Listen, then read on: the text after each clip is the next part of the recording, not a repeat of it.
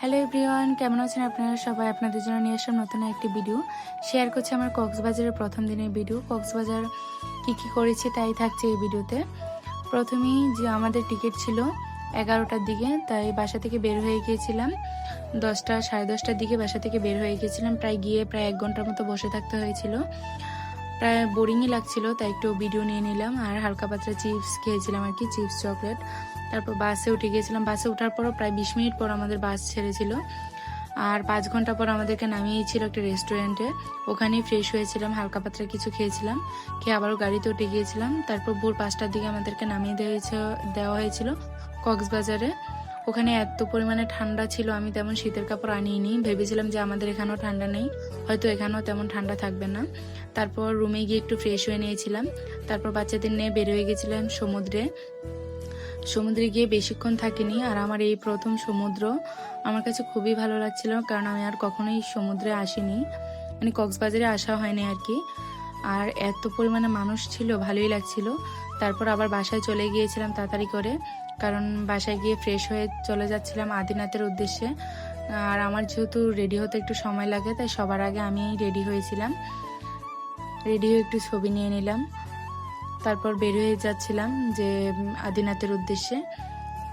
আর ভালোই লাগছিল। অটোতে করে প্রায় 20 মিনিট লেগেছিল ফেরির সামনে যেতে। আর আমার কাছে ফেরির অভিজ্ঞতাটা খুবই খারাপ গিয়েছিল, কারণ আমি কখনোই এরকমভাবে উঠিনি। আর একটা ভোগান্তির মতো পড়ে গিয়েছিলাম আর কি। আমার কাছে তেমন ভালোই লাগেনি ওখানে। আর এত পরিমাণে মানুষ ছিল, বসারও জায়গা ছিল না।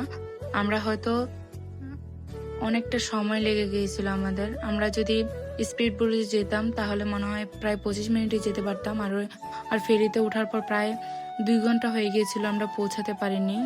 আর খুবই বোরিং লাগছিল, খুবই বাজে একটা অভিজ্ঞতা লাগছিল আমার কাছে। খুব খারাপ লাগছিল আর কি, বাচ্চাদের নিয়ে বসার জায়গা নেই দাঁড়িয়ে থেকে। আর চাইলে আমরা স্পিড বোটে যেতে পারতাম, কিন্তু বাচ্চারা ছোট দেখে ভয়ের কারণে কেউই যেতে রাজি হয়নি। তারপর প্রায় 2 ঘন্টা পর আমরা নেমে গিয়েছিলাম আদিনাথের উদ্দেশ্যে। এখানে প্রায় অনেকটা রাস্তা হাঁটতে হয়, আর অনেক মানুষ ছিল, তাই ছবির ক্লিপ নিতে পারিনি। তারপর একটু ফাঁকা জায়গা পেয়েছিলাম, ওখানেই ছবির ক্লিপ নিলাম। আর অবশেষে পৌঁছে গেলাম মন্দিরে। আর মন্দিরে গিয়ে আমাদের সকালে তেমন কিছু খাওয়া হয়নি, তাই ওখানে নিচে কিছু রেস্টুরেন্ট ছিল প্রসাদের, ওখানেই হালকা পাতলা কিছু খেয়ে নিয়েছিলাম। কারণ সবাই খুবই ক্লান্ত ওখানের জার্নিটা করতে গিয়ে আর কি। প্রায় 2 ঘন্টার মতো বসে থাকা তো মুখের কথা না, তাই আর কি। তারপর চলে গিয়েছিলাম মন্দিরে। আর মন্দির মানেই তো আমার কাছে শান্তির জায়গা। আমার কাছে খুবই ভালো লাগছিল, কারণ মন্দিরটা খুবই ঠান্ডা একটা পরিবেশে ছিল।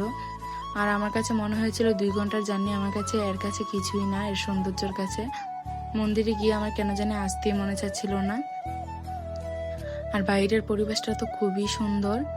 তারপর ওখানে প্রসাদ পেয়েছিলাম, হালকা অল্প করে প্রসাদ শেষ হয়ে গিয়েছিল আমরা যখন গিয়েছিলাম। তারপর অল্প একটু প্রসাদ পেয়েছিলাম, এটাই সবাই ভাগযোগ করে খেয়েছিলাম।